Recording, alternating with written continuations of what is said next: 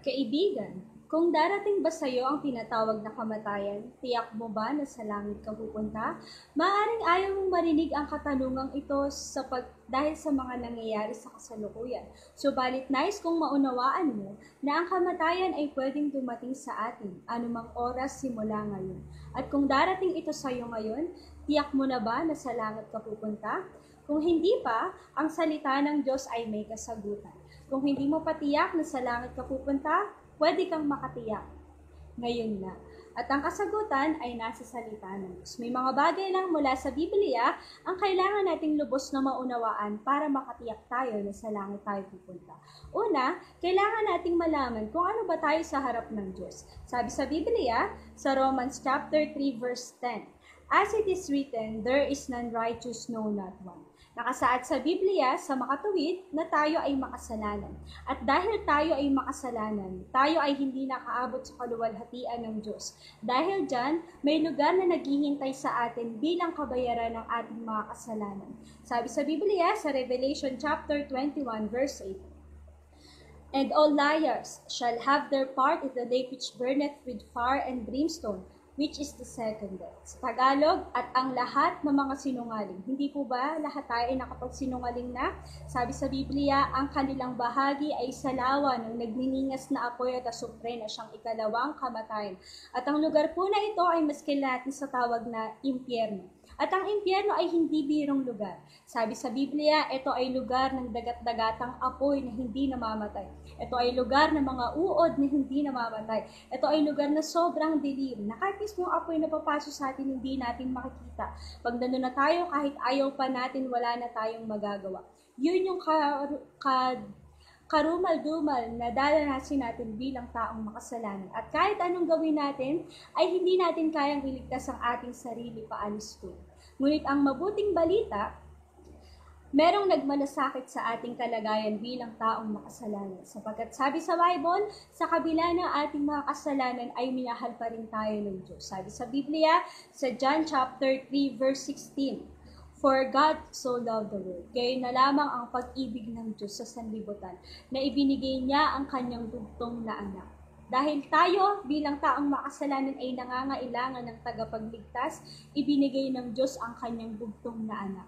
At kilala natin siyang lahat. Walang iba kundi ang Panginoong Hesus.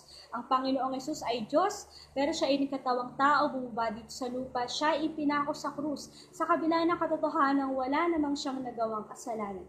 Ngunit kinailangan niyang maipako sa krus upang siya ang magsilbing kabayaran ng ating makasalanan.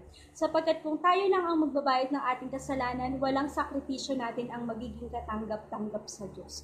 Pero salamat, ang Diyos ay nagkatawang tao. At bagamat siya ay nagkatawang tao, wala siyang nagawang kasalanan. Kaya siya lang yung karapat-dapat na pambayad sa ating makasalanan. Kaya sakripisyong tanging tatanggapin ng Diyos pambayad ng ating makasalanan. At ang sakripisyong ito ay ginawa ng Panginoong Hesus. Siya ay pinako sa krus, namatay, inilibing, ngunit sa ikatlong araw siya ay muling nabuhay para patunayan sa atin na siya ay Diyos at tagapagligtas. Lahat ay ginawa ng Diyos upang bayaran ang ating mga kasalanan, upang hindi tayo ang magbayad doon sa lugar ng impyerno. Simple na lang ang kailangan natin gawin. Sabi sa Biblia, sa John 3:16, "Upang ang sino man sa kanya'y sumampalataya ay huwag mapahama, kundi magkaroon ng buhay na walang hanggan." Tinuturo ng salita ng Diyos na para hindi tayo mapahamak doon sa lugar ng impyerno, ang kailangan natin gawin ay sumampalataya. Sumampalataya ng taos-puso sa Panginoong Hesus na sapat na ang kanyang ginawa pambayad na ating mga kasalanan. Sabi sa Biblia sa John 3:36, "Sino man ang sumampalataya sa anak ay may buhay na walang hanggan." Tinuturo ng salita ng Diyos na para tayo ay magkaroon ng buhay na walang hanggan, ang kailangan natin gawin ay sumampalataya. Kaya ngayong gabi, narinig mo ang mensaheng ito. Ngayong araw, narinig mo ang mensaheng ito. At hindi ito aksidente na narinig mo ang mensaheng ito patungkol sa kaligtasan. Isa lang ang dahilan. Mahal ka ng Diyos, ayaw kanyang pumunta sa lugar ng impyerno. Kaya ngayon, tanggapin mo siya sa puso mo bilang tagapagligtas. Sa isang panalangin, pwede natin yung gawin.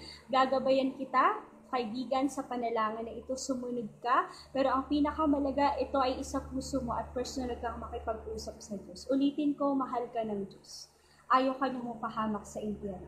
Kaya ngayon, tanggapin mo siya bilang tagapagligtas. Ito ang panalangin.